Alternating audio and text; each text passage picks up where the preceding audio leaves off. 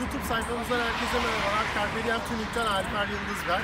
Bugün size 97 model Audi A4 1.8 Turbo Quattro aracımız hakkında biraz bilgi vermek istiyorum. Biraz da video çekimi yaptık. Aracımız forged motor, kol, piston, yatak, ARP saplama, conta, motor içerisinde yapılabilecek her şey yapıldı. 640 cc Siemens deka enjektör, offset, yaklaşık GT 35-71 ayarında büyük bir turbomuz var. 8 litrelik bir intercooler'ımız var. Samco silikon hortumlar, benzin regülatörü, aeromatik, benzin pompası, hepsi mevcut aracımızda.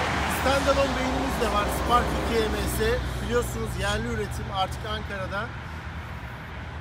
Aracımız şu anda günlük kullanımda 1.5 barda yaklaşık 400 beygir güç üretmekte.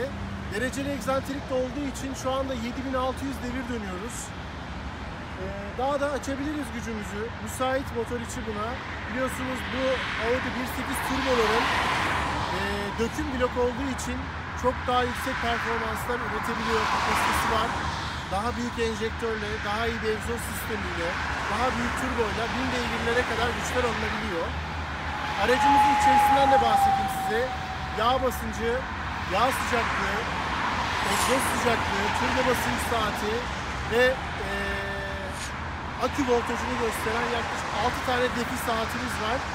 Hemen direksiyonun ortasında göreceğiniz IM'in yakıt hava karışımını gösteren IM Wideband saatimiz var. Bilgisayarla anlık olarak bağlanıp bütün detaylı olarak avans, yakıt haritası, ateşleme tüm ayarlarımızı yapabilmekteyiz. Güzel, keyifli bir araç oldu. Umarım videoyu beğenirsiniz. Beğenirseniz beğenme tuşuna ve bizi takip etmeyi unutmayın.